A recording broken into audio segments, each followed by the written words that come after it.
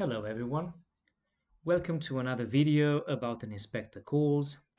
Today we are going to talk about Mrs. Birling, who she is, what motivates her to behave the way she does. Now, the same way that happened to Mr. Birling, we get a clear picture about Mrs. Birling from the very beginning.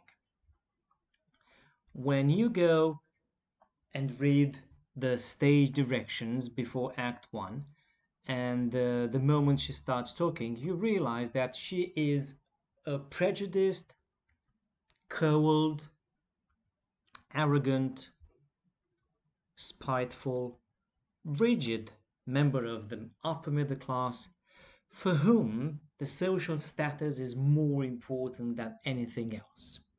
So far, it seems that Sybil Birling is the perfect match for Arthur Birling because they are so similar.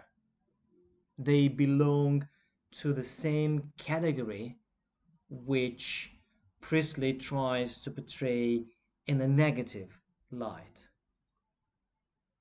So, if we try to understand the character, we will notice that Mrs. Birling shares her husband's obsession with the social image, and that she is concerned with anything that would jeopardize this, anything that might change the situation, the status quo, as they call it, in her opinion, is dangerous, and she objects and she tries to preserve the traditional ways, those that are all right in her book.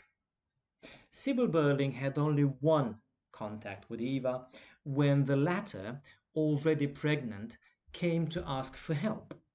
Now, although in a position to help Eva as a prominent member of the Bromley Women's Charity Organization, Mrs. Birling fails the chance to do so due to her prejudiced nature, giving thus Priestley one more opportunity to criticize the insensitive mentality of the middle-class capitalists.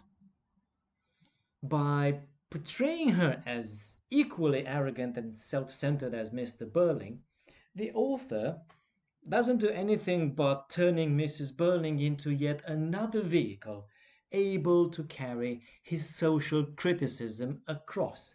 Remember, all characters are Priestley's voices.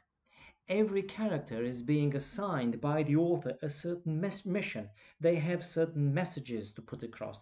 They have to generate a certain reaction in the mind of the audience. And nothing is at random. One of the ways to remember and understand Mrs. Birling is probably by looking at her as a collection of contrasts. All right? And this is a list of those contrasts. She agrees with her husband most of the times, although she is socially superior. She knows that. Even Mr. Birling kind of suggests he knows that as well. And she feels embarrassed sometimes. For example, when her husband asks Edna to send his compliments to the cook, and from Mrs. Birling's perspective, that's a gross violation of etiquette, which says that you shouldn't praise your cook in front of your guests. Then she admonishes Sheila, Gerald, and Mr. Birling when they break this social etiquette by something they say, for instance, or using a certain vocabulary, but she completely ignores, on the other hand, or even justifies Eric's drinking behavior. Then she declares that she wants her daughter to be happy. She's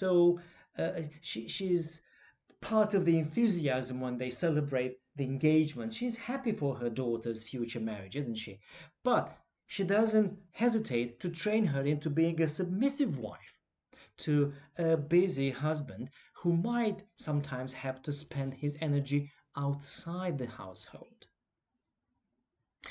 And then she's adamant that the father of Eva's baby should be responsible.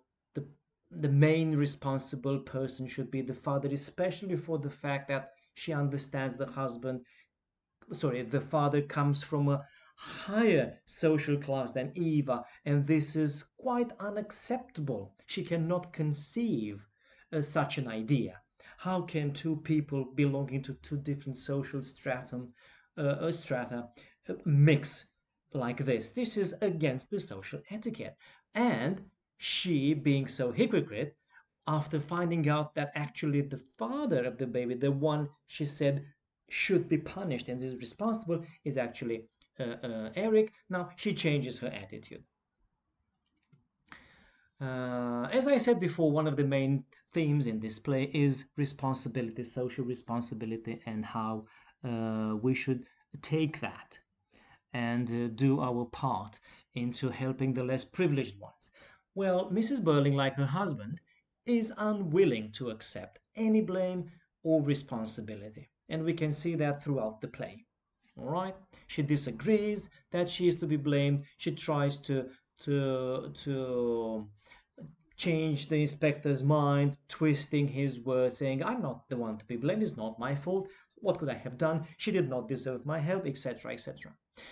She preserves this emotional rigidity throughout the play, and, quite interestingly, she is the first to recover at the end. Everybody is depressed, uh, under pressure, some emotional changes happen, at least in the younger part of the family.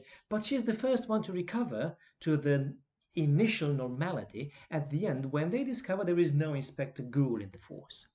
Once the danger against her social image seems to have vanished, Mrs. Birling acts as if nothing happened at all, and she's right back to the normal Mrs. Birling that we saw initially. From this perspective, Mrs. Birling proves to be more hard-headed and practical than her husband keeps saying about himself. Now, for more information about Mrs. Birling and the other characters, or about the themes and some quotes that you might use in your analysis, please visit BBC Bitesize by using this link. Thank you for watching this video.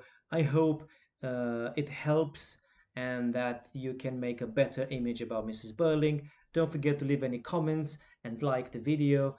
See you next time.